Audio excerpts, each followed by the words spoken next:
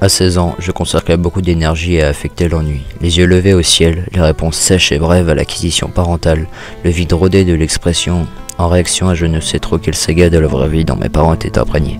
Je m'étais construit un bouclier cuirassé d'indifférence qui me permettait de m'échapper, de lire et de retourner dans ma cellule sans que personne le remarque. Mais la première semaine, en Afrique, cet ennui était bien réel. J'étais incapable de lire. Je n'arrêtais pas de parcourir la même page du cœur des ténèbres, la 27e, sans pouvoir aller au-delà. J'ai essayé d'écrire à Azra, mais je ne trouvais rien à dire. Sans doute parce qu'il y avait tant à dire.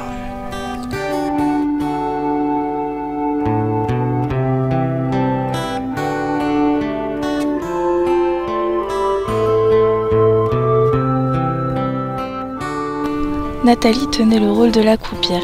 Elle donnait les cartes de ses longs doigts lestes. Elle était d'une pâleur lumineuse dans cette salle sombre. Ses bras étaient maigres, sans une once de muscle. Elle avait des bleus aux avant-bras, des écorchures aux biceps.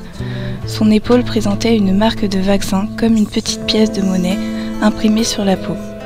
Spinelli s'est assis à la table et lui a fait un signe de tête en lui claquant un paquet de cigarettes dans la paume.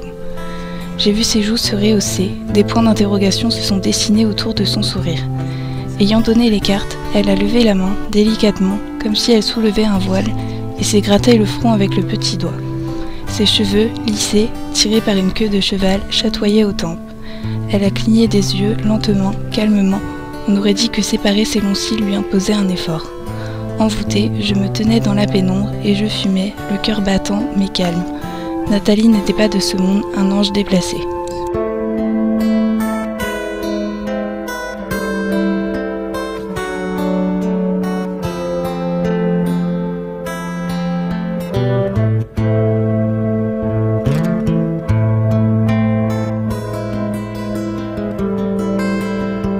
Comment s'appelle ce morceau, lui ai-je demandé. Stairway to Heaven, m'a-t-il répondu. Ça sonne tellement africain.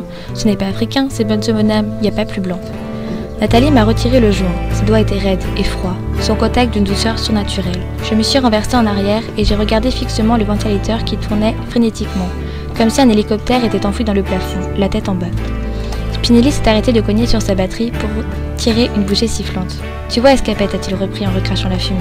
Tu n'es qu'un gamin innocent. Quand j'avais ton âge, je faisais des choses que maintenant je ne ferai plus. Mais bon, à l'époque, je les ai faites. Et donc maintenant, je n'ai plus à les faire. Il a rembobiné en appuyant alternativement sur la touche Stop et Play, essayant de retrouver le début. La bande magnétique glapissait et piaulait jusqu'à ce qu'il tombe pile sur la plage de silence, juste avant Stairway to Heaven.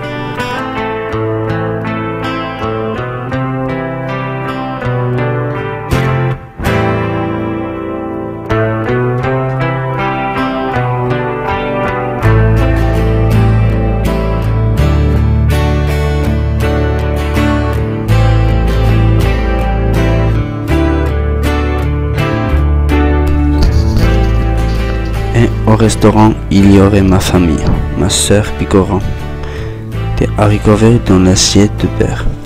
Père découpant sa viande, toujours coiffé de son casque colonial. Malgré l'asticotage continué du maire.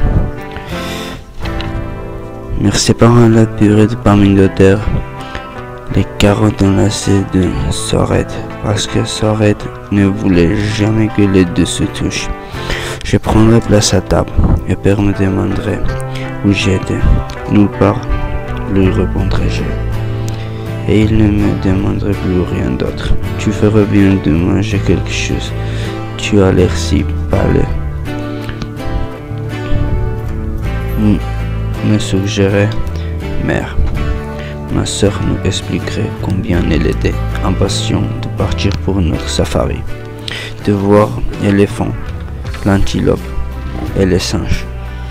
Demain ce sera vraiment super, s'écrierait-elle, en frappant dans ses mains de joie. Je suis carrément trop impatient, et nous rirons, mère, père et moi. Nous ririons, ha ha ha ha ha, en dissimulant désespérément nos brûleries.